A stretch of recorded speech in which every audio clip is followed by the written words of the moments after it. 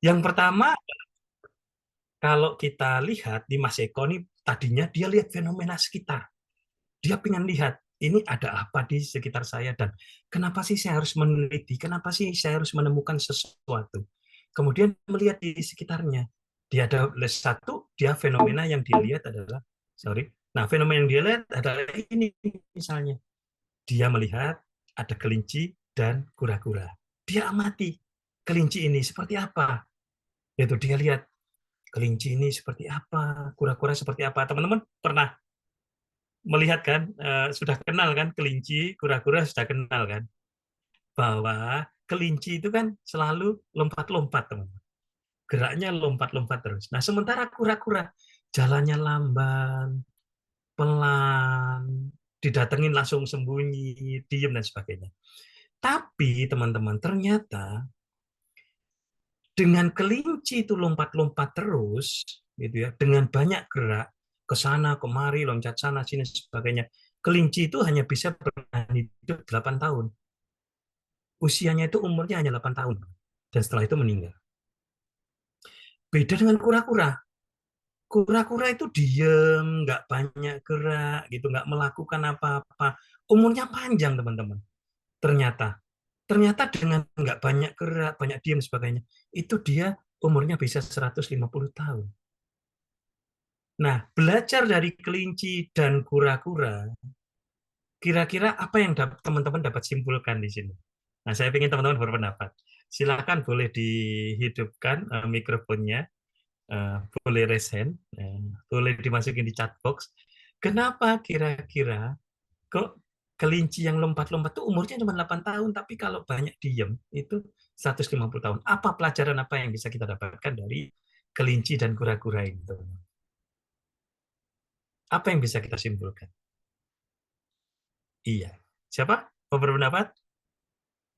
Silakan. Ayo, biar tidak sepi, teman-teman. Baik, Pak, kenapa? izin menyampaikan pendapat Pak. Ya, silakan. Mas Salgi. Oh, iya Pak. Silakan, Mas Salgi. Kesimpulannya apa? Yang saya rasa mungkin gini ya Pak, 8 tahun dengan melompat itu artinya mungkin kalau diibaratkan dengan progres atau proses orang dalam mencapai sesuatu mungkin langkahnya lebih besar. Nah, tapi 150 tahun dengan langkah-langkah kecil ini, si kura-kura bisa hidup 150 tahun. Mungkin yang bisa saya tangkap dari apa yang ada dari gambar dua apa namanya hewan ini, tiap makhluk mungkin punya timingnya masing-masing Pak. Jadi ada yang punya langkah besar tapi hidupnya cepat, tapi ada yang punya langkah kecil tapi dia bisa menjalani hidupnya lebih lama kayak gitu. Baik, terima kasih Mas Salgi. Lainnya, ayo silakan teman-teman. Bagaimana kita bisa menyimpulkan kelinci yang banyak gerak, apa pelajaran bisa kita ambil? Kelinci banyak gerak, kura-kura nggak banyak gerak, tapi malah umurnya lebih panjang, teman-teman. Apa yang teman-teman bisa simpulkan?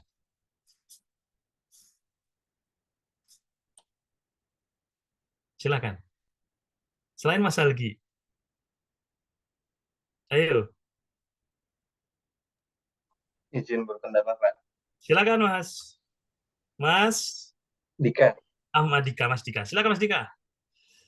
saya itu pernah baca dulu di mana saya lupa. Kalau tiap makhluk itu sebenarnya punya batasan sel yang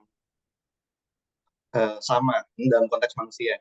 Tiap Hmm, manusia eh, punya jumlah sel yang sama, eh, hmm, dan itu nanti dia bisa habis tergantung dia ngelakuin apa selama selama hidupnya gitu. Jadi kalau orang sering luka atau perempuan misalnya melahirkan, itu kemungkinan dia meninggal lebih cepat bisa terjadi. Nah, kalau oke, dalam konteks ini ya mungkin kita nggak bisa mengartikan itu secara literal, artinya kalau oke. orang kalau orang banyak gerak tuh pasti meninggalnya cepat gitu. Cuma Ah, eh. yang saya tangkap dari fenomena kayak gitu ya, eh, gampangnya orang yang banyak melakukan sesuatu dia akan bisa mencapai ke apa namanya kepada titik kepuasan yang dia mau dan dia merasa udah cukup, ya udah ngapain lagi gitu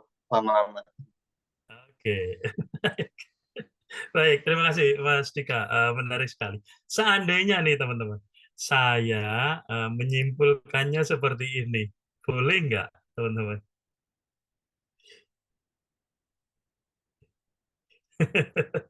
Boleh nggak seperti ini? Kalau saya membuat kesimpulan dari kelinci yang banyak gerak dan kura-kura yang nggak banyak gerak, jadi ternyata kalau saya males-malesan tuh umur saya lebih panjang gitu. Boleh nggak saya menyimpulkan seperti itu?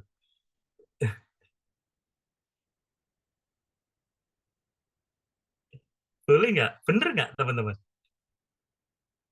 Ya, yang lain. Ayo, silakan berpendapat.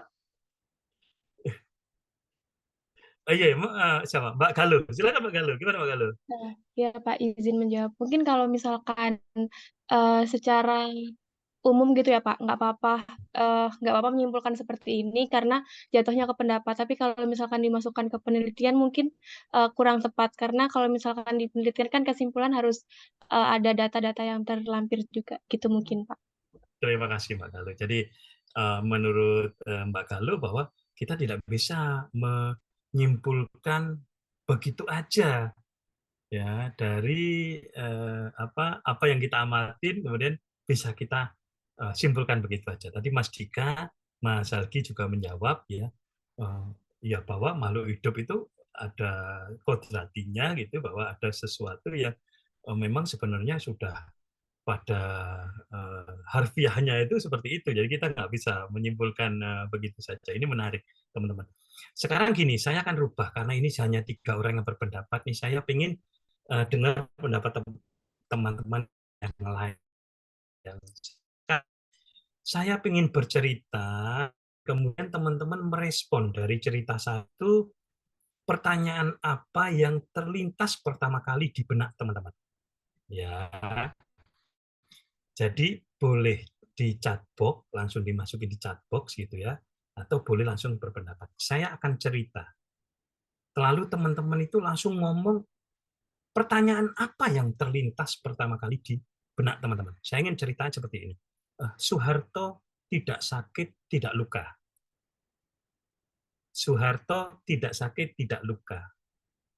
Tapi ia harus 5 hari di rumah sakit. Soeharto tidak sakit, tidak luka, tapi ia harus 5 hari di rumah sakit. Saat keluar, ia harus dibopong.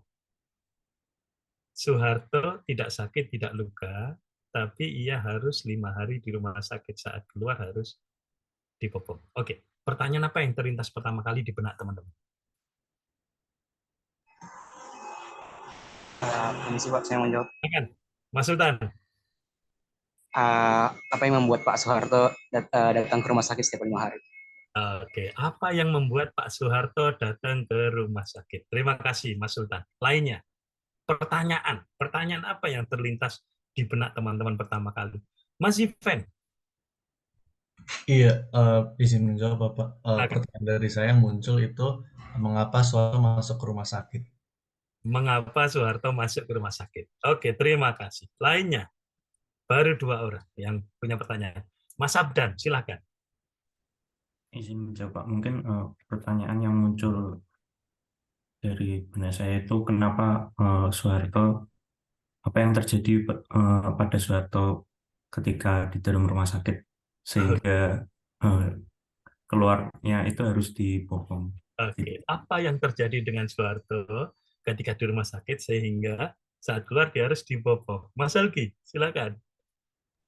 Ya Pak, saya yang kepikiran mungkin ada panjang sedikit ya Pak. Yang terlintas di kepala saya, apakah Soeharto memiliki kecacatan gitu Pak? Apa bahasa halusnya ya? Ya, apakah Soeharto menderita disabilitas? Nah, mungkin kayak gitu Pak. Terima kasih Mas Algi. Apakah Soeharto menderita disabilitas? Soeharto tidak sakit, tidak luka, tapi ia harus 5 hari di rumah sakit. Saat keluar, ia harus dibopong. Oke, lainnya teman-teman. Baru 4 orang. Lainnya. Saya Pak. Mas Raid, silakan Mas Raid. Pertanyaan saya ini sih Pak, apa yang dilakukan Pak Soeharto selama 5 hari di rumah sakit? Baik, apa yang dilakukan oleh Pak Soeharto selama 5 hari di rumah sakit? Baik, terima kasih teman-teman. Jadi yang pertama adalah kalau kita bicara tentang kelinci, ketika saya bilang kunci hidup panjang adalah kemalasan. Itu merupakan dugaan sementara, merupakan hipotesa. Di dalam riset, ketika kita menemukan sebuah ide, itu kemudian kita terlintas di benak kita, ini kira-kira kemana ya? Kira-kira itu jawabannya apa ya? Nanti bisa dijawab atau enggak. Oke, itu teman-teman. Yang banyak terjadi, yang banyak dialami oleh teman-teman ketika melakukan riset. Dan ketika saya coba dengan pola yang kedua, ketika teman-teman mendengarkan cerita, Soeharto tidak sakit, tidak luka. Tapi ia harus 5 hari di rumah sakit, saat keluar ia harus dibopong. Baik, sekali lagi teman-teman, Soeharto tidak sakit, tidak luka. Tapi ia harus 5 hari di rumah sakit, saat keluar ia harus dibopong, teman-teman. Nah ini, ketika teman-teman, oh Soeharto jangan-jangan ini memang terjadi sesuatu di rumah sakit sehingga dia nggak bisa jalan. Kemudian Pak Soeharto ngapain aja di rumah sakit, gitu ya. Kemudian teman-teman juga mungkin juga disabilitas sehingga dia tidak bisa jalan sendiri dan sebagainya. Oke teman-teman. Jadi Soeharto tidak sakit, tidak luka, tapi ia harus 5 hari di rumah sakit. Saat keluar ia harus dibopong. Karena Soeharto itu bayi baru lahir, umurnya 5 hari teman-teman. Makanya dia nggak sakit, nggak luka. Dan dia nggak bisa jalan gitu. Apa yang terjadi ini? Inilah yang terjadi teman-teman. Kenapa? Orang dewasa, teman-teman ini udah dewasa, berpikir itu dengan analisis. Lompat, berpikirnya itu nggak mau sederhana, teman-teman. Makanya ketika menangkap kelinci dan kura-kura, teman-teman juga tidak berpikir sederhana. Langsung levelnya itu level tinggi, ke level analisis. Wah, nggak mungkin nih kayak gini kelinci, ini nggak mungkin, ini nggak bisa. Ini mana mungkin begitu, dan sebagainya. Levelnya itu langsung gitu. Dan yang kedua adalah lebih mudah memunculkan pemikiran negatif daripada yang positif di dalam diri kita. Mindset kita, kepala kita, itu dipenuhi dengan pikiran-pikiran negatif. Karena apa? Inputnya setiap hari, ini yang harus kita pelajarin, teman-teman. Input sehari-hari yang kita masukkan di dalam diri kita, itu kebanyakan itu input negatif daripada input positif. Nonton TV isinya kriminal, perang, masalah, gosip, dan sebagainya. Masalah gitu. Sehingga ketika kita membaca media, itu senang sekali. Berbagai permasalahan-permasalahan itu kita lihat. Wah ini kecurangan, wah ini apa, dan sebagainya. Input yang kita masukkan dalam diri kita itu lebih banyak negatif. Sehingga apa? Di awal ketika kita mulai berpikir, itu sudah kita memasukkan level analisis dan negatif. Sudah mikir yang enggak duluan gitu, teman-teman. Dan ini pola yang biasa di orang tua. Memang cara berpikir orang dewasa itu seperti itu, teman-teman, cara berpikirnya. Karena nggak mau level yang sederhana. Nah, karena itu di riset, teman-teman, di dalam sebuah penelitian, teman-teman nggak perlu memikirkan yang susah-susah. Jangan berpikir terlalu jauh. Jangan memikirkan analisis. Jadi ketika membuat ide, itu teman-teman itu yang muncul, itu udah negatif duluan. Bagus nggak ya ideku? Menarik nggak ya ideku? Bisa jalan apa nggak ya ideku? Dan sebagainya. Padahal itu belum dicoba didiskusikan, belum coba diomongin dengan pembimbing dan sebagainya. Sehingga mau ke pembimbing ragu. Wah, nggak asik lah. Kayaknya saya belum siap lah. Kayaknya nggak mungkin lah. Kayaknya nggak apa. Tiba-tiba habis 1 semester, teman-teman. Hanya untuk memikirkan iya dan tidak. Gitu. Padahal ketika teman-teman mencoba pola yang lebih sederhana, saya coba dulu deh nanyain, saya coba dulu deh diskusiin, dan sebagainya. Bisa jadi teman-teman akan mendapatkan masukan yang berharga. Sama seperti cerita saya tentang kretek dan keris tadi. Wah, bisa jadi sesuatu yang sederhana itu ternyata hasilnya luar biasa. Ya, jadi ini saya dorong di yang pertama ini ketika teman-teman menemukan ide, memang riset itu nggak bisa dipisahkan, teman-teman. Nggak bisa bagian awal, bagian akhir, tidak. Karena begitu kita menemukan ide, maka yang terlintas di benak kita itu langsung teori apa ya, analisis seperti apa ya, dugaannya apa, hipotesanya apa, udah akan muncul seperti itu. Itu secara otomatis. Ya, teman-teman. Nah, karena itu teman-teman, untuk menyimpulkan dengan benar kelinci dan kura-kura, kita membutuhkan riset. Makanya kita harus melakukan riset. Kita harus melakukan penelitian untuk membuktikan kebenaran itu. Penelitian itu dilakukan untuk membuktikan kebenaran. Bener nggak ya dugaan saya? Bener nggak ya jawaban saya? Kira-kira nih jawaban sementara saya ini tepat apa enggak? Sama seperti Pak Harto tadi. Ya ketika saya bilang Soeharto tidak sakit, tidak luka. Di Indonesia nama Soeharto itu bukan hanya orang tua dan bapak-bapak. Mungkin ada bayi baru lahir yang dinamakan Soeharto, tapi di mindset kita, di kepala kita yang muncul adalah langsung Pak Soeharto gitu. Padahal saya tidak menyebutkan Pak Soeharto sama sekali gitu. Nah, ini nakalnya otak manusia itu teman-teman. Belum belum belum benar belum mengetahui sesuatu tapi udah menyimpulkan. Gitu. Ya, jadi kalau kita gali secara pelan-pelan, Soeharto rumahnya di mana? Soeharto umurnya berapa? Maka akan ketemu. Soeharto rumahnya di mana? Tetangga saya. Umurnya berapa? 5 hari udah langsung ketemu bahwa Soeharto itu bayi, baru lahir. Makanya dia ada di rumah sakit. Gitu. Nggak sakit, nggak luka, karena memang bayi baru lahir, gitu teman-teman. Tapi ketika kita sudah menganalisis ke level yang tinggi, langsung ke level, ini jangan-jangan, wah ini GGE apa dan sebagainya gitu, sehingga itu membuat kita. Jadi di sini teman-teman, riset berpikir aja secara pola yang sederhana gitu, karena justru kita akan menemukan sesuatu gitu. Nah karena itu berikutnya adalah sebentar agak nge-lag teman-teman, mohon maaf di laptop saya. Nah jadi kenapa ini kemudian kita harus menuju ke skripsi ya teman-teman ya, karena ya walaupun sekarang ada pendapat bahwa nggak harus skripsi, sekarang boleh dengan pola yang lain dan sebagainya, walaupun juklak sama juknisnya belum ada, teman-teman. Petunjuk pelaksanaan dan petunjuk teknisnya belum keluar. Jadi belum ada pilihan kita bahwa kalau kita keluar dari dari Departemen Ilmu Ekonomi dan Universitas Brawijaya ya kita harus membuat skripsi. Untuk saat ini nggak punya pilihan. Dan ini harus kita tempuh, makanya perlu kita siapkan ya teman-teman ya. Nanti walaupun nanti akan debatable, ada yang kan di tempat lain sudah ada pilihan Pak, boleh skripsi, boleh coursework ya, boleh bikin major paper dan sebagainya gitu. Tapi udah itu nanti jadi debatable ya, tapi kita akan masuk ke arah sana. Nah, karena itu saya menarik sekali baca bukunya Paul Arden. Paul Arden itu bilang, don't go to university, go to work, katanya. Kamu nggak usah ke perguruan tinggi, nggak usah ke universitas, pergi aja kerja gitu. Karena katanya Paul Arden, saya banyak menemukan orang-orang yang masuk perguruan tinggi, masuk universitas, itu sesungguhnya adalah orang-orang yang sebenarnya belum menemukan jalan. Sebenarnya masuk perguruan tinggi itu ikut-ikutan. Karena teman saya kuliah, Pak, saya pengen ikut kuliah.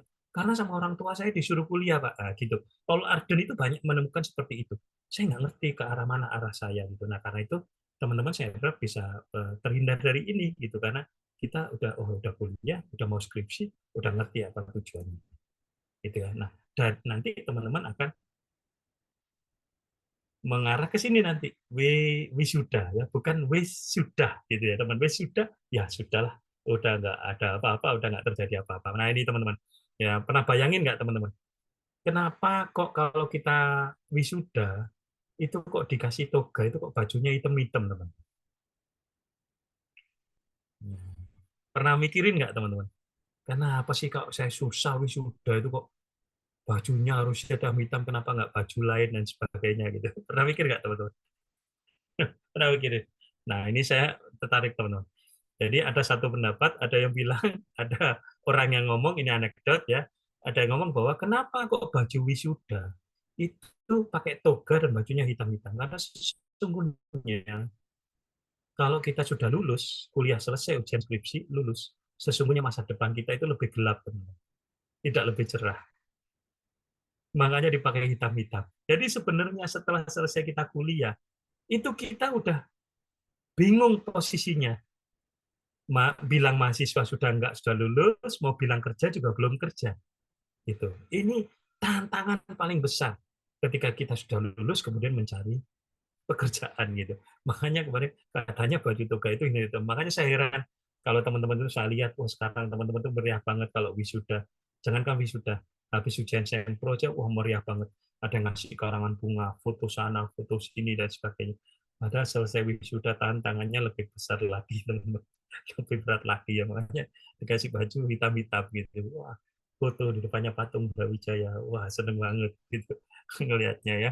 Ini tantangan bagi kita dan bagaimana kita bisa mengarah ke sana. Bagaimana nanti kita lulus dengan skripsi kita itu kita bisa mudah untuk mencari pekerjaan. Ini harapannya, gitu ya.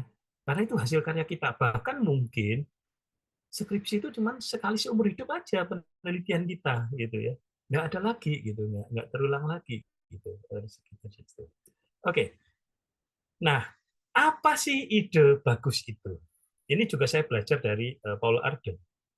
Katanya Paul Arden itu, ide yang bagus itu nggak akan menjadi bagus kalau belum nyata, kalau belum menjadi sesuatu. Jadi ide Anda, ide meneliti Anda, ide penelitian Anda itu bagus kalau ide itu sudah bisa menjadi sebuah penelitian, sudah bisa dioperasionalisasikan. Ide itu bisa kemana-mana, ide itu bebas. Ide itu pengen topik apa saja bisa, tapi kemudian kita dibatasin kepada sesuatu. Apa pembatasan sesuatu itu? Misalnya ide, bahwa ide itu kita di Departemen Ilmu Ekonomi, maka ide skripsi kita, ide penelitian kita, ide riset kita, maka seharusnya masuk ke ranah ilmu ekonomi, bukan ilmu yang lain. Bukan masuk ke budaya, bukan masuk ke biologi, itu bukan masuk ke kimia, tapi itu ide, Pak. Ide itu bebas. Iya, ide bebas. Tetapi ide riset kita, ide skripsi kita adalah harus mengarah kepada pencapaian kita menjadi seorang sarjana ilmu ekonomi, teman-teman. Ini yang banyak saya temukan. Gitu. Ketika melakukan penelitian, kemudian penelitiannya masuk ke ranah, misalnya nih, yang paling banyak bersinggungan, masuk ke wilayah manajemen, misalnya. Gitu.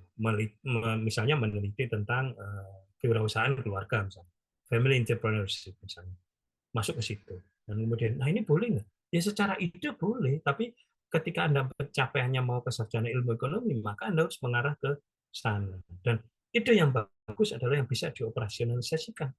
Ide yang bagus itu bisa diwujudkan menjadi sebuah penelitian, menjadi sebuah skripsi. Nah, nanti ini akan butuh banyak diskusi yang minimal dengan pembimbing dan sebagainya. Ya, oke. Saya lanjutkan. Nah, karena itu kita harus mencoba, ini yang saya bilang bahwa kadang-kala kita memerlukan ide yang lain, ide yang tidak biasa. Ide yang tidak biasa ini nggak harus ide yang rumit, tidak harus ide yang luar biasa, tapi malah bisa menjadi ide yang sederhana. Mempelajari tadi misalnya, gitu. Mempelajari misalnya, kenapa sih kok kalau di bidang saya kan di konsentrasi ekonomi pembangunan dan perencanaan ya teman-teman. Kalau misalnya ini, misalnya ada pertanyaan misalnya, itu kenapa sih kalau di ekonomi pembangunan dan perencanaan itu namanya ada teori lokasi. Gitu. Lokasi paling bagus itu kalau kita perusahaan kita itu dekat dengan bahan baku dan dekat dengan pasar, kan gitu. Itu simple banget gitu, dekat dengan bahan baku dan dekat dengan pasar, maka itu akan menguntungkan perusahaan kita. Tapi kenapa perusahaan rokok yang paling besar di Indonesia, misalnya Gudang Garam, gitu, kenapa kok Kediri itu bukan penghasil tembakau? Gitu misalnya. Tapi kenapa pabrik rokok ada di situ dan bisa besar sekali, berkembang pesat gitu. Nah, ini menarik hal seperti itu, bahwa kita pelajari kemudian ternyata bahwa terdapat sejarah di belakang itu, bahwa memang sekarang bukan penghasil tembakau, tapi di zaman lampau banyak menghasilkan tembakau. Tapi justru ketika dengan muncul pabrik rokok di situ, maka para pekerjanya kemudian lebih senang menjadi buruh daripada bertani. Gitu. Sehingga itu hilang. Gitu kan. Itu kan menarik, sesuatu yang menarik. Karena itu topik itu nggak harus topik yang wah ini harus canggih, harus luar biasa, harus apa. Nggak harus seperti itu. Sederhana pun bisa, asal Anda melakukan penelitian dengan mendalam, kaidah-kaidah ilmiahnya dipenuhi, Anda menemukan sesuatu, itu sudah sesuatu yang luar biasa. Ya. Jadi teman-teman bisa masuk ke sana. Kenapa kok bahaya kalau risetnya itu ikut riset-riset yang lalu saja, seperti yang lalu. Memang ini paling gampang, karena kalau kita ikut yang lalu, itu kita sudah menemukan jalannya, gitu mudah. Tapi teman-teman, kalau kita tetap seperti itu terus, maka dunia tidak akan menemukan hal baru. Gitu.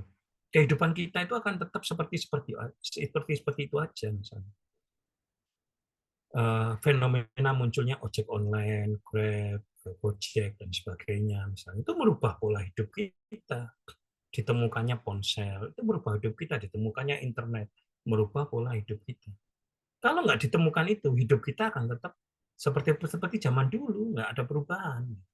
Dan itu penting sekali untuk kita mendorong kita untuk menemukan ide-ide riset sesuatu yang baru itu. Itu teman-teman. Ya sesuatu yang baru itu nggak harus seperti yang saya bilang, nggak harus canggih, nggak harus hebat, nggak harus apa, tapi sesuatu yang menarik, simple, didalemin itu juga sesuatu yang bagus. Gitu. Sekarang AI yang ramai. Kalau nggak temukan AI juga mungkin kita nggak akan ada perubahan. Gitu. Tetap ya karena banyak orang yang katanya Paul Alden, banyak orang yang terjebak dengan orang mengikuti pola-pola orang yang lama. Ya nggak salah karena apa? Itu reasonable sekali, masuk akal. Karena kita orang yang masuk akal. Lah ini kan udah polanya udah ketemu, udah bagus jalannya, udah saya ikutin aja, reasonable. Ya, karena itu kita orang yang ya sudah ya kita mengerjakan seperti yang orang lain kerjakan misalnya. Nah, tapi ini kita tidak akan menemukan topik-topik yang lebih baru kalau seperti itu. Contohnya, ini kalau orang lompat tinggi teman-teman. Ya, kalau loncat tinggi seperti ini, kenapa kok orang membelakangi mistar? Nah, pernah tahu nggak teman-teman ini? Kenapa kira-kira kok orang yang loncat tinggi seperti ini kok membelakangi mistar? Kenapa nggak dia loncatnya dari depan? Bukannya kalau dari depan enak mistarnya kelihatan, ketahuan. Teman-teman. Oke, siapa menjawab? Kenapa teman-teman? Kok meloncatnya kok membelakangi seperti ini? Ya, Mas Ivan. Iya, izin menjawab Bapak. Mungkin kalau pendapat saya karena tujuannya adalah untuk melompati di atas mistarnya, maka mereka itu membelakangi agar dapat menghindari mistarnya, agar dapat mencapai tujuannya. Mungkin pendapat saya seperti itu, Pak. Baik. Oke, pertanyaannya kan gini Mas Ivan. Kalau dan teman-teman yang lain, nggak hanya Mas Ivan. Kalau dia meloncatnya ke depan, kan dia malah bisa melihat mistarnya. Kalau membelakangi ini kan nggak kelihatan. Gitu. Kalau tersentuh kan dia gagal berarti. Ini kenapa teman-teman? Kok dia membelakangi seperti ini?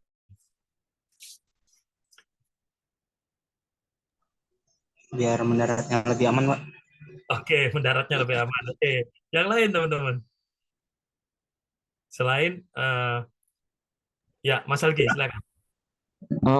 Kan kalau bentuk tubuh itu kan kalau kaki kan maksudnya kan dia bisa ke depan gitu kan Pak. Kalau misalkan lompat kemungkinan refleksnya kalau kakinya malah ke depan malah kepaduk kakinya sama si mistarnya itu. Jadi kalau ke belakang kan pun refleksnya ke atas ya jatuhnya kakinya. Oke, baik, ini menarik juga. Jadi kalau ke belakang gini kakinya malah nggak kena karena ke atas ya. Kalau ke depan malah dia bisa kena kaki. Oke, kenapa teman-teman yang lain? Kenapa dia kok membelakangi seperti ini? Oke, teman-teman. Jadi gaya loncat tinggi seperti ini, teman-teman, itu disebut sebagai Fosbury Flop. Kenapa kok disebut sebagai Fosbury Flop? Karena ditemukan oleh orang yang namanya Dick Fosbury. Dick Fosbury itu melakukan penelitian dan dia menemukan bahwa kalau orang meloncat dengan maka hasil loncatannya itu lebih tinggi daripada orang meloncat ke depan. Nah, untuk mengabadikan temuannya Pak Dick Fosbury itu, karena itu gaya meloncat seperti ini disebut sebagai Fosbury Flop, teman-teman. Kalau Pak Dick Fosbury nggak pernah menemukan ini, maka kita juga nggak akan pernah ngerti bahwa kalau loncat ke belakang gini itu hasilnya lebih tinggi daripada ke arah depan.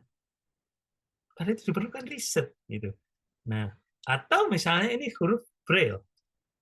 Nah, huruf Braille ini isinya adalah do not touch, jangan disentuh. Tapi kalau kita nggak pernah menyentuh, kita nggak akan pernah tahu bahwa bunyinya tulisan ini adalah do not touch, jangan disentuh. Gitu. Dan banyak yang lain. Misalnya sekarang nih yang ramai di TV nih iklan.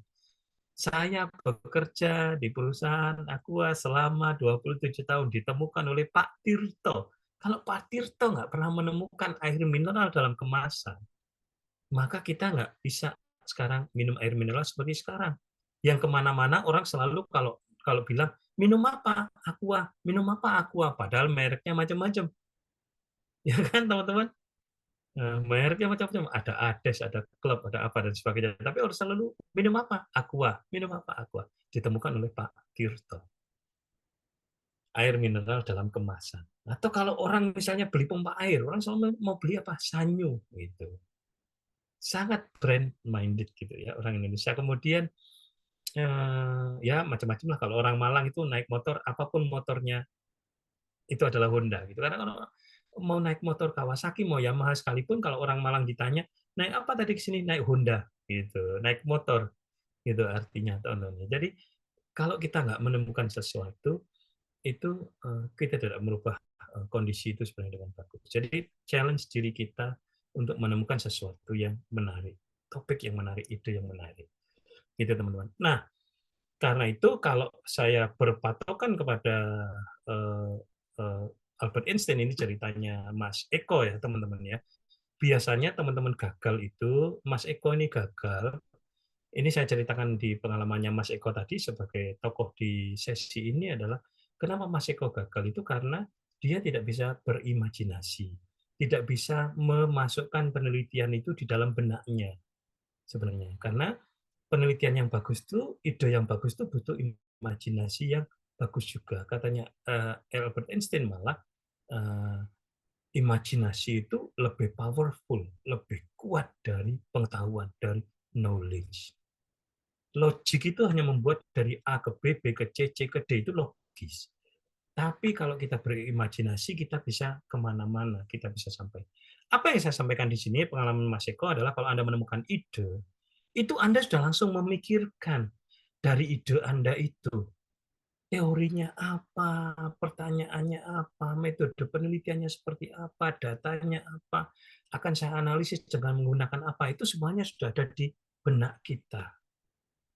Sudah terimajinasikan, sudah ada di pemikiran kita, teman-teman. Nah, ini yang kadangkala kesulitan Mas Eko dan teman-teman itu ada di sana, teman-teman. Karena mengerjakannya itu secara logik, dikerjakan bab 1 dulu. Setelah bab 1 dikerjakan rumusan masalah, kemudian dikerjakan tujuan. Setelah tujuan telah pustaka. Nah, ini yang namanya logik. Tahapan. Sehingga kalau 1 belum selesai, belum ke 2, belum ke rumusan masalah. Rumusan masalah belum selesai, belum ke tujuan. Belum ke sini. Akhirnya itu yang bikin nggak selesai-selesai. Padahal riset tidak mewajibkan seperti itu. Riset itu tidak mewajibkan Anda mengerjakannya. Ini cara mengerjakannya ya. Tidak mengerjakan dari A ke B, B ke C, C ke D. Tapi ketika Anda menemukan A, Anda sudah bisa mulai memikirkan D. Anda sudah bisa mulai memikirkan C di dalam riset itu. Karena apa? Semua di dalam bagian riset terhubung, teman-teman. Yang menjadi satu. Nanti akan saya sampaikan juga.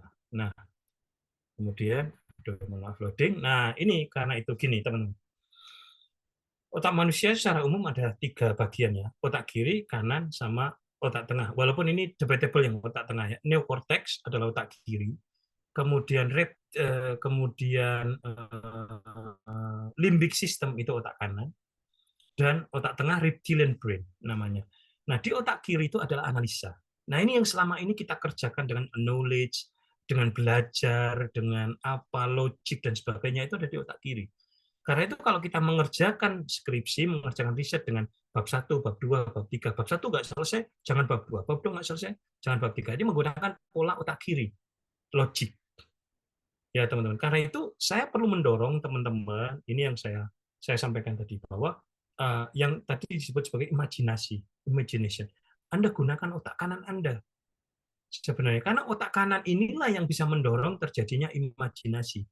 Membayangkan sesuatu itu ada di otak kanan sebenarnya, bukan di otak kiri. Nah, kalau kita mengerjakan skripsi itu dengan pola otak kiri, maka kita mengerjakannya bab 1 dulu harus selesai, baru rumusan masalah, baru tujuan gitu ya. Nah, ini akhirnya apa? Skripsi kita itu akhirnya kayak bagian-bagian yang terpotong-potong yang nggak bisa menjadi satu, gitu. Kadangkala di depan dengan di belakang nggak nyambung.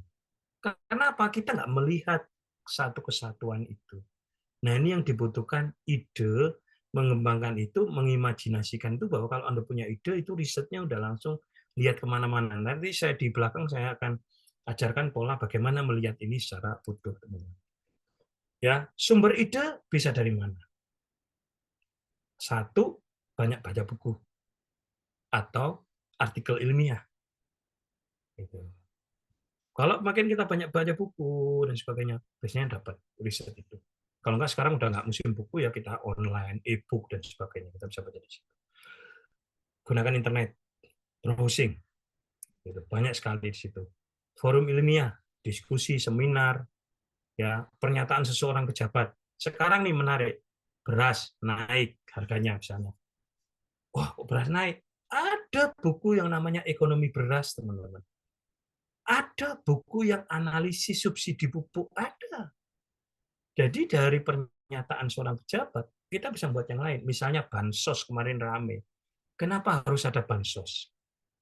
Itu misalnya kan. Maka kita bisa kaitin, bansos itu apa sih? Oh, bantuin orang miskin. Kita masuk ke teori kemiskinan. Siapa teori kemiskinan? Ragnar-Nux. Masuk ke situ.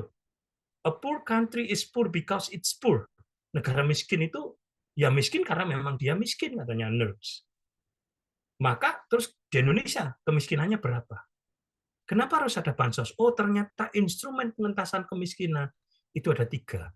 Yang pertama adalah penciptaan lapangan kerja berkaitan dengan investasi nantinya. Yang kedua adalah pemenuhan kebutuhan publik mendasar, pendidikan dan kesehatan, masuk ke IPM, Indeks Pembangunan Manusia di situ.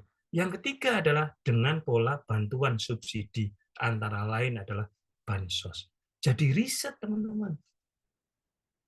Gitu. Bisa kita masukin seperti itu pernyataan seseorang. Lalu pengamatan lingkungan sekitar. Tadi ngamatin kelinci dan kura-kura. Atau kita kemudian mengamati fenomena usaha mikro, kecil, warung, pedagang soto, pedagang bakso, dan sebagainya. Kita riset di situ.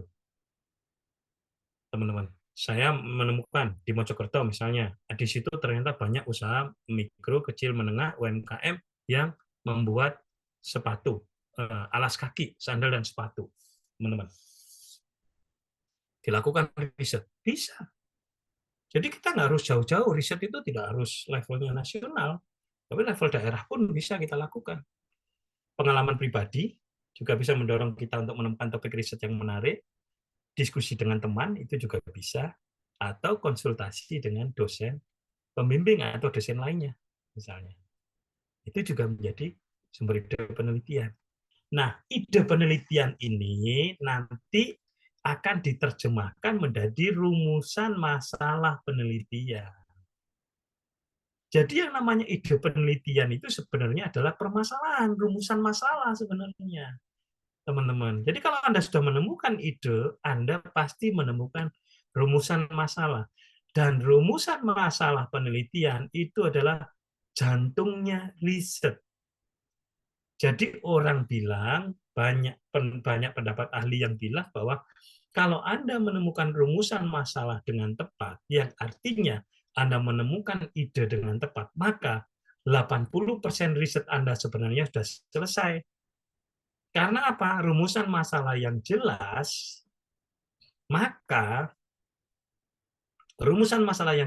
maka akan membuat Anda tahu latar belakangnya apa, landasan teorinya apa, datanya apa, dan bagaimana menganalisis datanya. Makanya kalau saya membaca draft riset pertama kali yang saya baca adalah rumusan masalahnya, bukan latar belakangnya.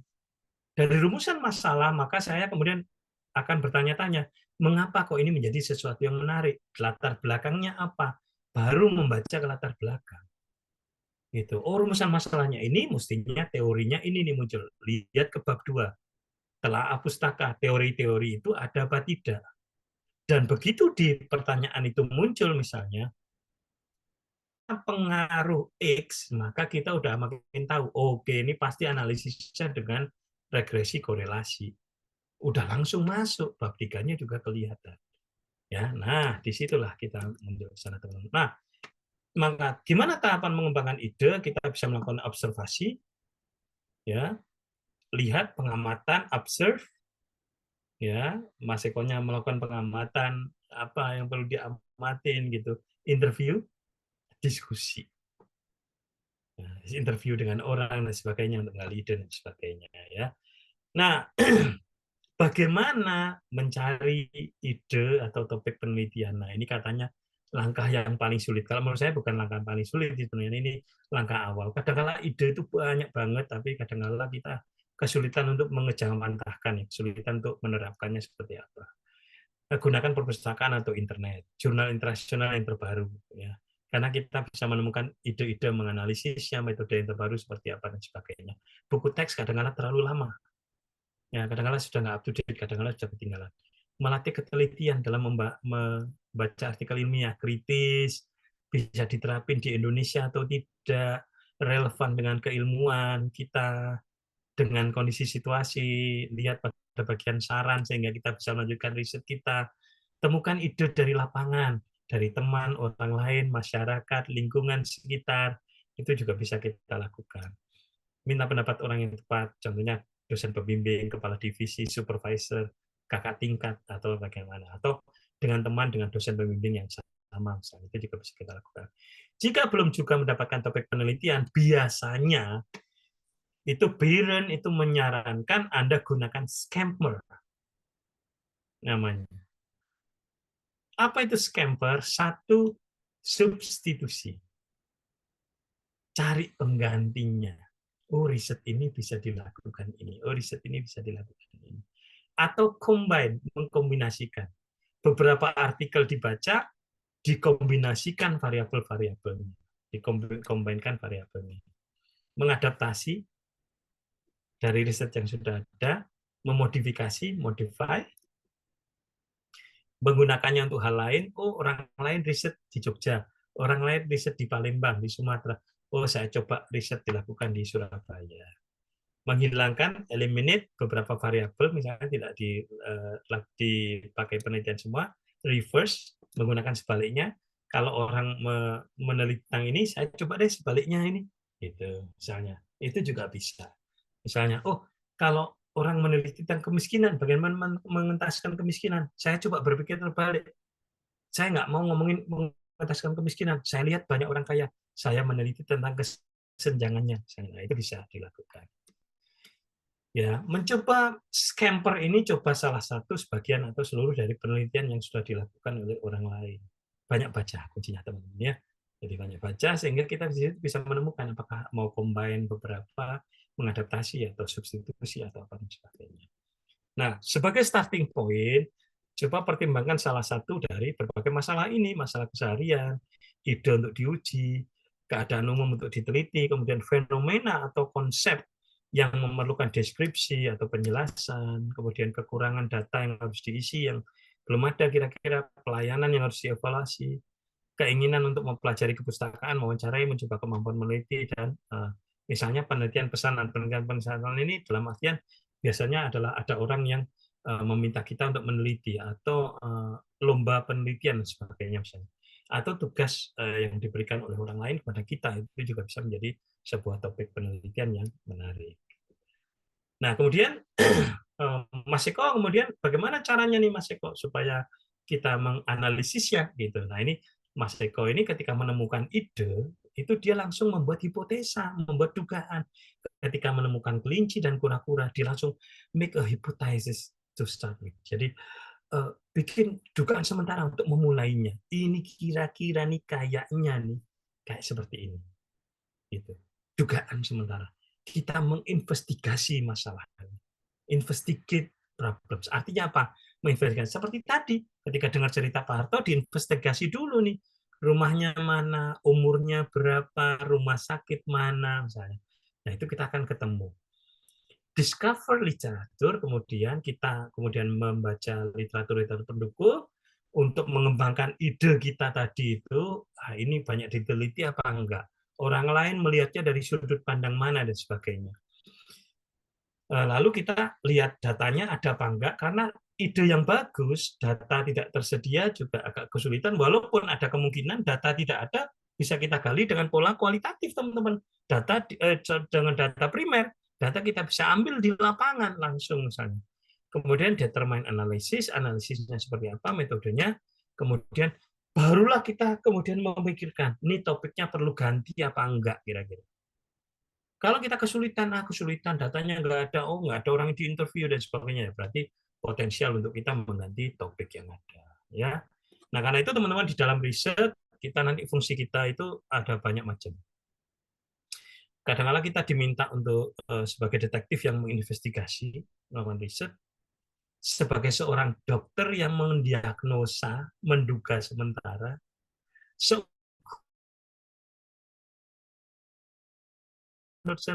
pasti Anda juga diminta menjelaskan.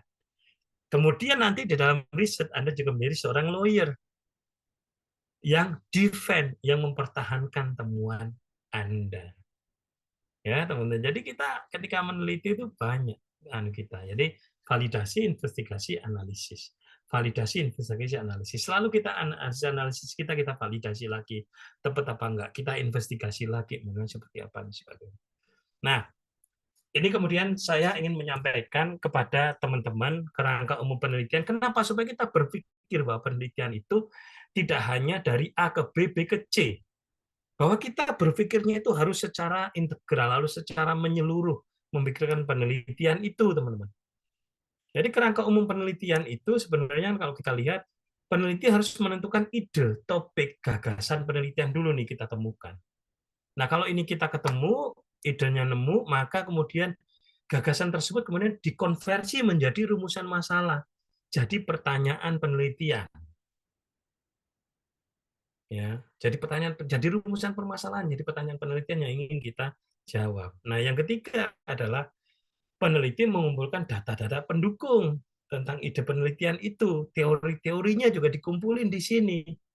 Bisa nggak, ada nggak, cocok nggak, gitu. Sehingga kita nggak kesulitan dalam pelaksanaannya. Dan tahap yang keempat adalah peneliti menentukan metodologi, cara apa, analisis apa yang dilakukan untuk menghasilkan sebuah penelitian.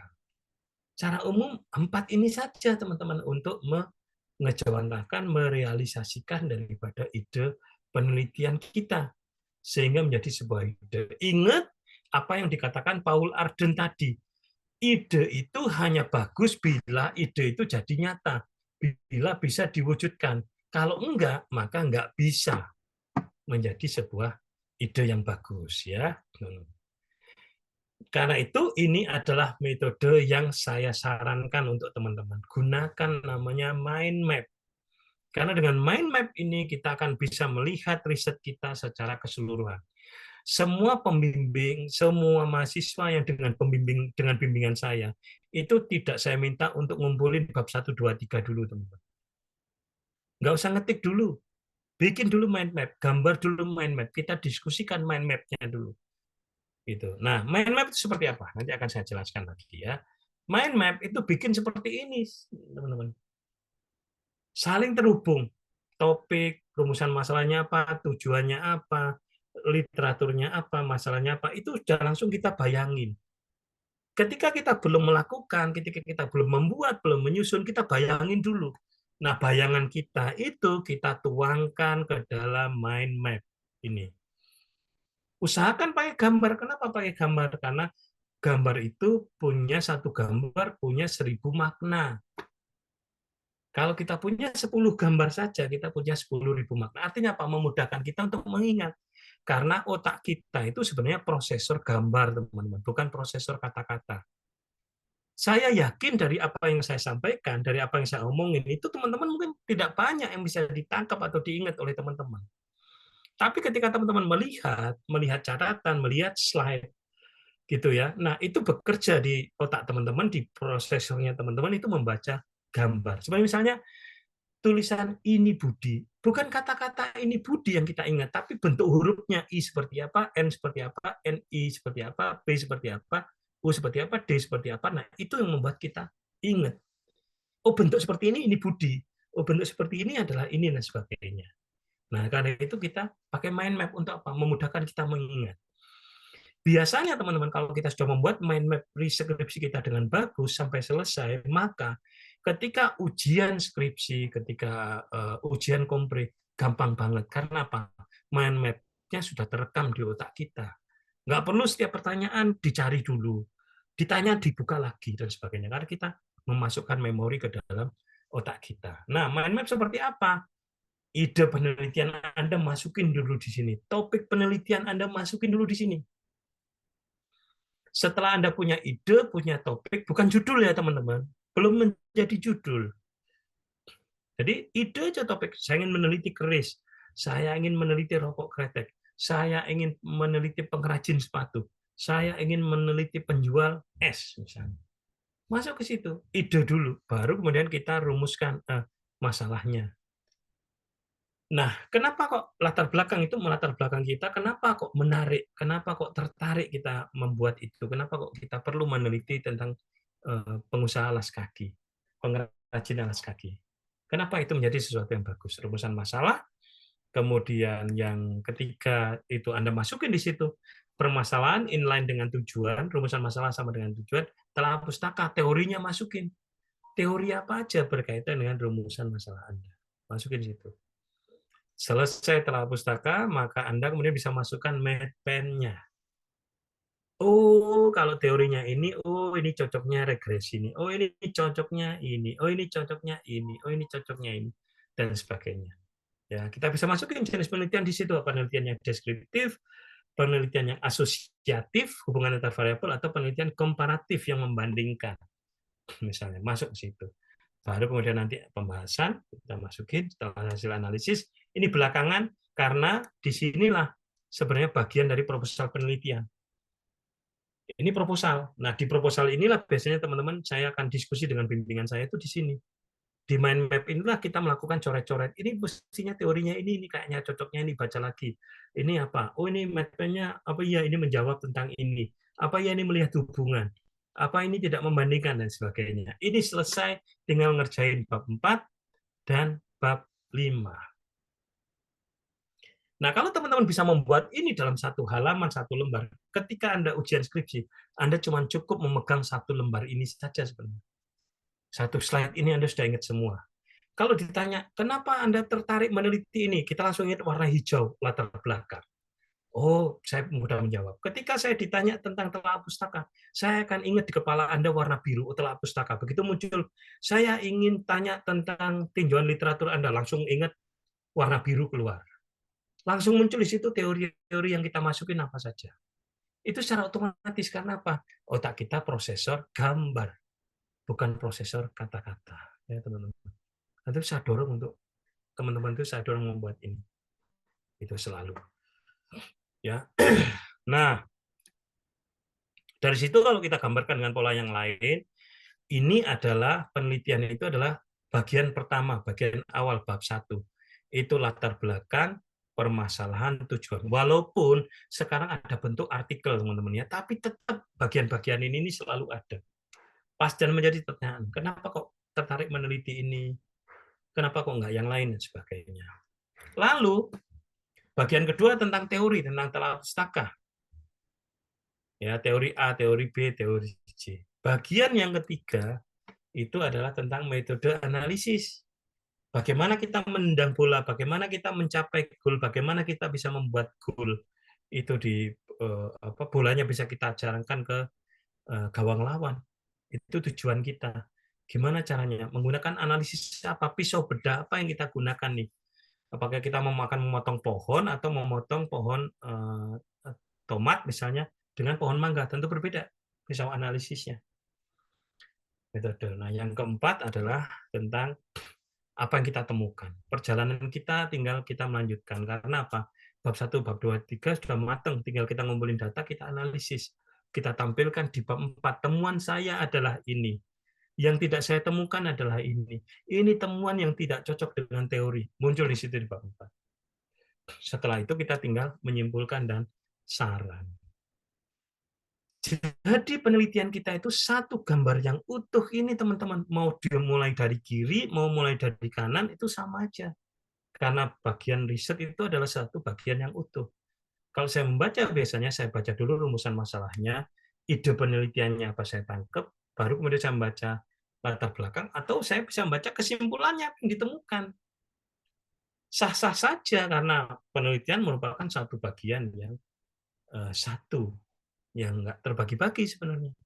Yang kita mau membaca dari tengah, dari belakang, dari depan, semuanya sama. Itu namanya kaidah ilmiah di situ.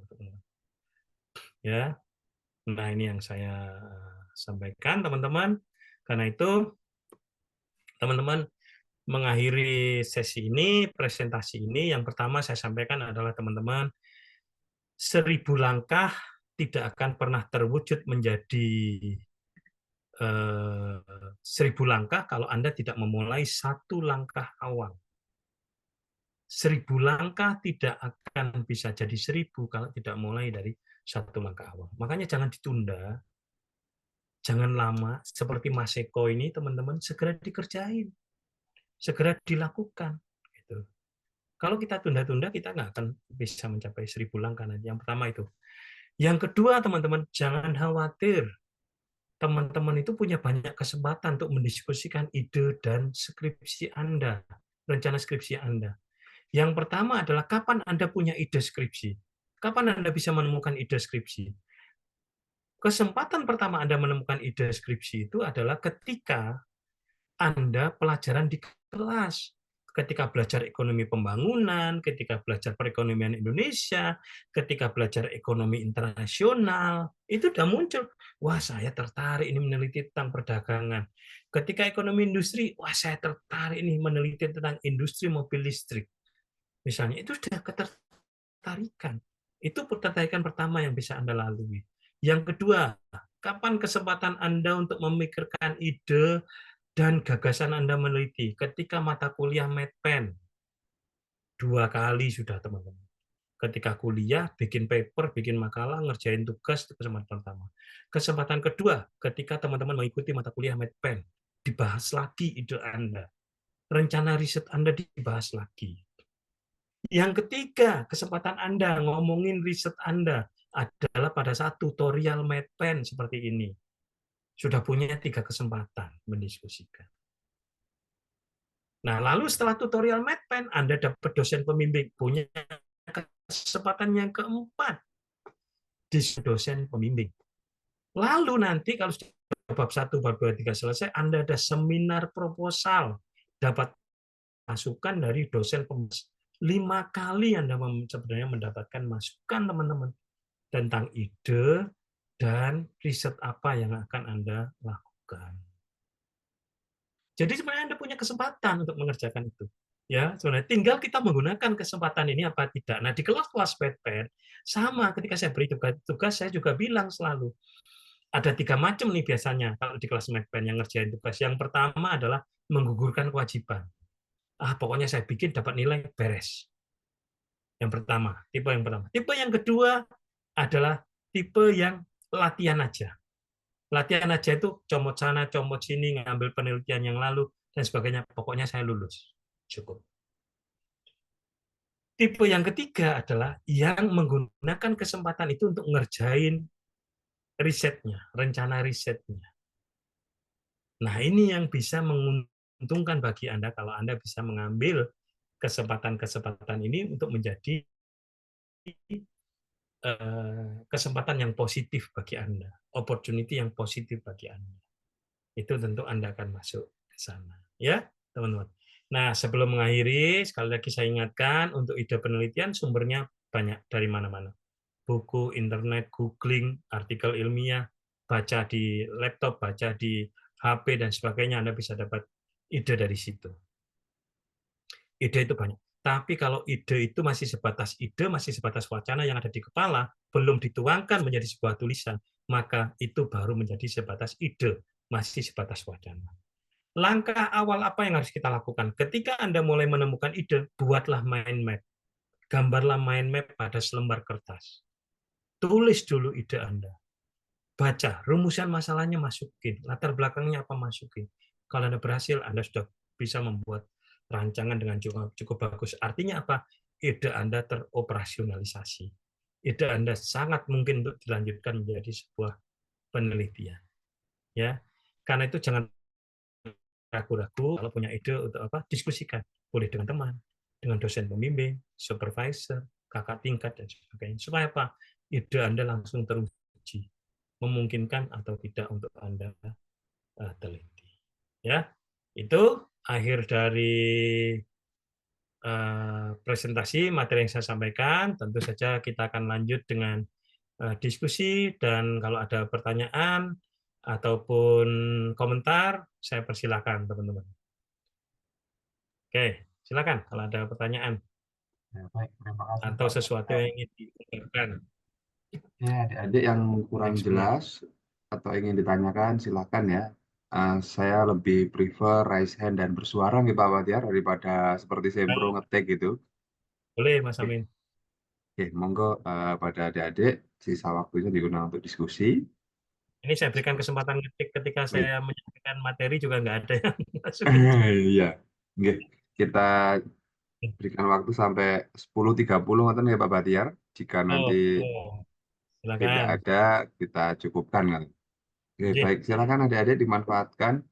Barangkali ada ide penelitiannya ingin dikonsultasikan kepada Bapak Batiar atau punya usulan supaya harapan Pak Ferry untuk selesai di semester ini bisa dilaksanakan. Silakan.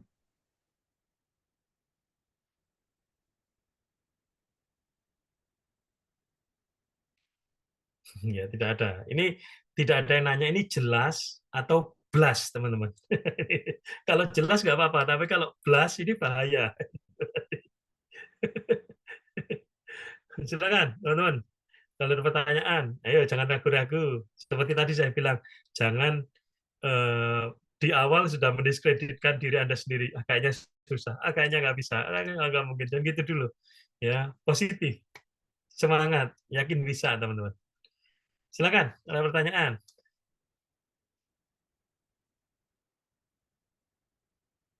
Ya, ada satu tuh, Mas Amin. Ya, silakan langsung saja open dan sampaikan.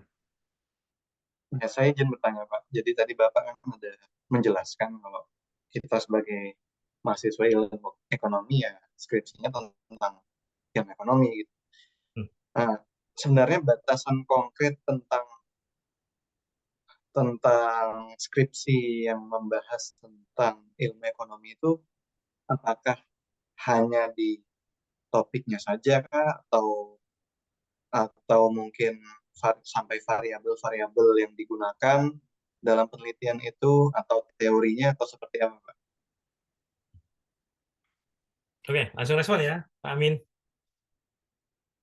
Ya, baik Mas Dika, terima kasih pertanyaannya, ini menarik banget dan ini sering muncul pertanyaan tentang ini. Jadi gini teman-teman,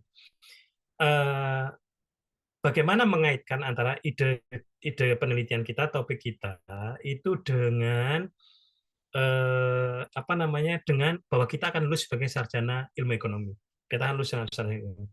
Gampangnya teman-teman, garisnya adalah di telah pustaka, di tinjauan literatur, di teori-teori yang masuk di situ teman-teman. Kita ingat lagi di tinjauan literatur kita, itu gampangnya, paling gampang itu kita sense, kita munculkan itu kayak gini. Teori ini nih pernah saya pelajari di kelas apa ya? Saya pernah dapat itu di kelas apa ya? Kalau Anda sudah merasa bahwa tidak pernah mendapatkan teori itu di kelas, nggak pernah menyinggung itu sama sekali, maka Anda masih bisa mempertanyakan, ini benar nggak skripsi tentang ekonomi atau bukan? Misalnya nih, muncul tiba-tiba tentang teori motivasi diri, misalnya. Teori motivasi diri. Itu saya ada di mata kuliah apa ya? Ada apa enggak? Itu langsung kita tanya. Maka kalau nggak ada, kemungkinan besar itu skripsi kita tidak terkait dengan topik di ilmu ekonomi. Nah, kita harus hati-hati. Kenapa, teman-teman? Itu boleh apa enggak sih? Boleh sebenarnya. Gitu. Secara riset, kalau Anda melakukan riset dan dilakukan kajian ilmiah, kaidah ilmiah, boleh. Tetapi teman-teman, pertanyaannya kemudian ketika Anda meneliti, sedalam apa Anda memahami topik tersebut? Kalau Anda tidak pernah belajar, nggak Anda mempelajari topik itu tersebut, dan itu Anda menjadikan landasan riset Anda, maka ketika ujian komprehensif ditanya tentang teori, Anda akan kesulitan menjawabnya. Karena apa? Kita nggak dapat mempelajari. Nah, ini dapat dari mana teorinya? Dari penelitian lain, Pak, dari artikel lain. Tapi kita nggak pernah dapat di kelas. Gitu. Itu akan menyulitkan diri kita sendiri. Gitu. Artinya apa? Kita di awal sudah membuat kita sendiri akan menjadi kesulitan nantinya. Jadi hindarin. Jadi gampangnya sinyalnya, begitu kita muncul rumusan masalah, telah pustakanya apa? Oke, ada nggak di mata kuliah yang saya pelajari? Pernah saya pelajari enggak? Siapa dosennya? Gitu. Nah, ini kadang-kadang lupa, teman-teman. Kadang-kadang semester lalu, masuk semester ini, ditanya lagi, siapa kemarin dosen kemarin? Semester kemarin? Sudah lupa semua, nggak ada yang ingat, teman-teman. Gitu. Bahkan di kelas pun nggak ngerti nama dosennya, teman-teman. Ya. Jadi saya pernah diskusi di dalam kelas, saya ajak diskusi untuk online, kita diskusi online. Jadi kita pegang laptop masing-masing, diskusi online. Saya masuk join ingin melihat pendapatnya teman-teman untuk lihat. Dan di kelas itu kemudian bertanya, iki sopo sih Bahtiar ini kok tiba-tiba masuk gitu. Jadi satu kelas pun kadang kita nggak kenal. Jadi sinyalnya gampangnya gitu. Teori ini kita pernah pelajari nggak? Di kelas apa ya? Siapa dosennya gitu. Begitu kita, oke, saya ingat. Bagus, berarti ini udah masuk teori. Gitu gampangnya sinyalnya Mas Dika ya. Paling gampang. Terima kasih banyak, Pak. Tidak tertutup kemungkinan bisa saling combine. Ada penelitian-penelitian yang itu memasukkan kadang-kala unsur dari ilmu lain itu kadang-kala masuk ya teman-teman. Misalnya kemudian muncul bidang-bidang baru daripada ilmu ekonomi, misalnya ekonomifisika, misalnya gitu teman-teman. Ya. Kemudian teman-teman kadang-kala ketika mempelajari tentang usaha mikro, misalnya tentang tadi pengrajin sepatu, alas kaki. Kenapa ini muncul ya? Karena budaya turun-temurun dari orang tuanya. Kadang-kala muncul masuk di situ antropologi. Bisa muncul di situ. Tapi kaidah dasarnya tentang bahwa ini tentang ekonomi, tentang mencari pendapatan, bekerja dan sebagainya, itu tetap bisa masuk. Ya, itu teman saya. Terima kasih Mas Dika, pertanyaannya menarik sekali. Baik, mungkin yang lain atau pengalamannya kan teman-teman sudah pernah meneliti semua nih. Itu pengalamannya meneliti gimana waktu itu? Oke. Ya, Mbak Amnah ya. Silakan Mbak Amnah. Ya, terima kasih Bapak. Mau nanya soal ini Pak, saya mungkin ini problem saya pribadi dalam penelitian ya. Jadi ketika sudah dapat ide gitu ya Pak ya, sudah dapat topik pembahasannya gitu kan. Nah, kan kita cari literatur ya Pak ya, cari literatur referensinya. Nah, kadang-kadang ketika sering sih Pak, sering terjadi bahwasanya banyak sumber yang didapatkan itu bingung gitu Pak dalam mengambil keputusan dari indikator atau teori yang dipakai untuk ide tersebut gitu Pak, karena banyak banget dapat referensi gitu, bisa jadi gitu. Jadi kadang kebingungan gitu, ini indikator atau teori yang cocok tuh yang mana gitu Pak. Jadi mungkin gimana ya Pak cara menentukan keputusan yang tepat gitu Pak dalam mengambil dari referensi yang banyak tadi. Oke, baik. Terima kasih Mbak Hamnah, menarik sekali pertanyaannya. Jadi ini bukan masalah kita kesulitan mencari teori, justru kebanyakan teori membuat kita bingung akhirnya. Nah, caranya adalah Mbak Hamnah nanti kira-kira dari kira-kira teori yang Anda nggak relevan, itu Anda masukin dulu, Anda catat dulu. Masukkan dulu. Kalau Anda tidak memasukkan semua deskripsi dalam bentuk ketikan sekian paragraf, satu halaman dan sebagainya, tapi masukin minimal satu paragraf inti atau dua paragraf inti, masukin dulu gitu di dalam apa namanya, di dalam manuskrip Anda, di dalam draft Anda, masukin dulu di situ. Kenapa? Karena teknologi itu memudahkan kita sekarang, Mbak Hamna. Karena nanti kalau kita nggak cocok, kita take out, kita ambil, kita delete. Tapi kalau kita pakai, kita dalemin lagi. Ya. Tapi ketika Anda menemukan sesuatu, nah ini caranya gini teman-teman. Kalau Anda punya ide, seperti mind map saya tadi teman-teman. Kalau Anda punya ide, Anda membaca, nemu teori, masukin dulu. Jangan sampai hilang. Masukin dulu, jangan masukin dulu. Kenapa? Karena itu nanti kalau nggak cocok, kita bisa take out. Gitu. Tapi kadang-kala kalau kita sendiri sudah mereduksi, kita sendiri sejak awal, ini kayaknya enggak, ini kayaknya enggak, ini kayaknya enggak, ini kayaknya enggak. Tiba-tiba belakangan, terus yang mana ya? Kok enggak semua ya? Nah, itu malah masalah bagi kita. Jadi masukin aja dulu. Nanti kita diskusi dengan teman, kakak tingkat, atau dengan dosen pembimbing. Ini mana sih teori yang paling cocok? Nanti kita pasti akan dapat masukan. Kayaknya yang cocok ini deh, ini. Ini enggak usah masukin. Nah, gitu. Mungkin kadangkala dalam hal ini, sebagaimana Mbak Hamna sampaikan, kadangkala kita nggak bisa memutuskan sendiri, tapi bisa kita lakukan dengan diskusi dengan orang lain. Jangan tenggelamkan diri Anda dengan memikirkan sendiri dan mereduksi sendiri. Jangan terus, ini kayaknya enggak, ini nggak bisa, cari lagi. Tiba-tiba 1 semester udah kelewat. Gitu ya, sayang. Masukin dulu. Kalau zaman dulu enggak, teman-teman, ngetik, pakai mesin ketik manual. Kalau kesalahannya di tengah, maka separuh itu kita buang. Ngetik lagi dari tengah. Nah, susah. Sekarang kan enggak. Sudah ada Word, masukin take out, masukin take out, masukin take out. Kurang, tambahin. Oh, ini lebih duluan. Pindah ke atas. Gampang banget. Tapi yang penting adalah selalu masukkan. Nah, kadang-kala kalau saya membuat mind map, kalau riset di tembok, di tempat kerja saya, gitu ya, saya tempelin pakai post-it. Saya tulis di post-it, saya membaca, saya tulis post-it, saya tempel. Nanti kalau saya menemukan teori, saya pasang di warna kuning, post-it kuning, saya tulis post-it kuning, saya tempel ke teori. Nanti ketika saya menemukan, oh ini cocok untuk latar belakang, saya tulis di post-it biru, saya tempel di latar belakang. Kemudian saya menemukan, oh ini mat pen-nya menarik, saya tulis di mat pen, saya pasang di hijau. Jadi nanti kita kelihatan kalau nambah hijau nambah latar belakang, kalau nambah kuning berarti nambah teori, kalau biru berarti nambahin mat pen gitu. Jadi gampang banget kalau kita lakukan. Kita mengerjakannya nggak harus misalnya, atau mengerjakan menemukan di 2 dulu, memperbaiki yang 1 baru ketiga, itu juga boleh. Gitu, karena semuanya jadi satu bagian yang utuh di riset Anda. Gitu. Begitu saran saya, Mbak Hamna. Ya, moga-moga bisa dipahami. Jelas sekali Bapak. Makasih Pak Baktiar. Ya, Mbak Hamna.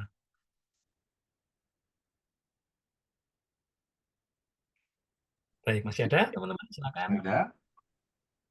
Jika tidak ada, kita cukupkan lebih awal untuk Pak Baktiar. Amin. Kan, jika masih ada, kita bisa lebih awal selesainya ini. Cukup, adik-adik? Tidak ada lagi yang ditanyakan? Nggak ada keresahan, nggak ada permasalahan. Saya yakin. Ya, baik kalau. Oke. Baik. Oh, masih ada Pak. Satu lagi terakhir mungkin, Pak Baktiar. Silakan, Anda Fikri ya. Silakan. Baik, terima kasih Pak sebelumnya. Perkenalkan saya Nada Fitria dari Ekonomi Keuangan Perbankan. Saya izin bertanya, biasanya setelah kita menentukan judul dan melakukan pengolahan data, kan kita berpacu pada penelitian terdahulu. Saya sudah melihat beberapa penelitian terdahulu dan ternyata ada yang dari penelitian tersebut ada yang hasilnya signifikan dan tidak signifikan.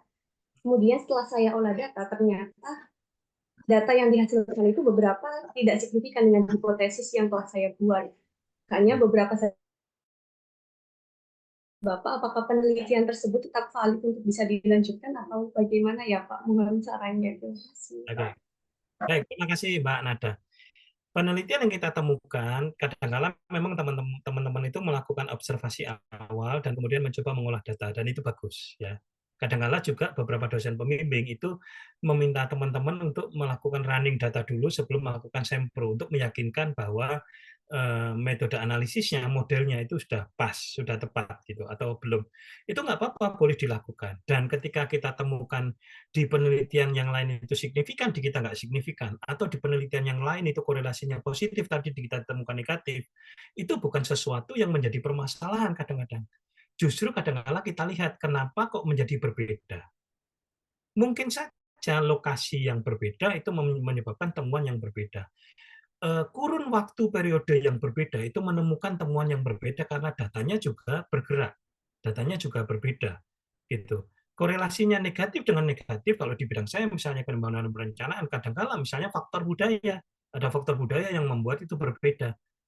Di masyarakat yang lain mungkin itu menjadi sesuatu yang positif, tapi di sini malah menjadi sesuatu yang negatif. Nah, saya berikan contoh misalnya teman-teman kalau di ekonomi pembangunan dan perencanaan misalnya di bidang kesehatan, di ekonomi kesehatan, di bidang sanitasi misalnya. Saya pernah menemukan di satu budaya masyarakat misalnya ketika masyarakat itu dibangunkan fasilitas MCK umum, dibangunkan dalam bentuk seperti kamar mandi, berjejer 3, itu nggak ada yang menggunakan. Itu positif, itu benar bahwa dibangunkan MCK itu lebih sehat, digunakan oleh masyarakat itu benar. Tapi ternyata masyarakat nggak ada yang pakai. ya tetap BAB sembarangan di sungai dan sebagainya. Lalu kita tanya, kenapa kok nggak dipakai, kenapa nggak apa? Ternyata masyarakat tuh ketika ditanya, kita interview beberapa masyarakat, kita tanyakan, kenapa kok seperti itu kan? Mereka bilang bahwa kami merasa nggak aman Pak kalau BAB di tempat yang tertutup. Kita biasa di tempat yang terbuka itu kita malah merasa safe. Gitu. Jadi nggak nyaman. Kemudian kita ketemu dengan orang lain, ada orang lain itu membuat kita nyaman. Jadi ini budaya gitu. Akhirnya apa yang kita lakukan teman-teman? MCK-nya itu temboknya kita potong setengah teman-teman, separuh.